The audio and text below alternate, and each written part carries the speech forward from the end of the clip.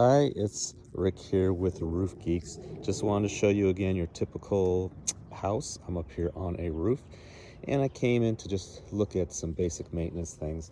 Um, this is the kinds of things we'll find where your mortar joints are cracked. That happens quite often, almost every year. They need to be resealed and taken care of consistently because what can happen is water can get all in these crevices and cracks, work its way down the roof, and then you wind up finding yourself with a much larger repair.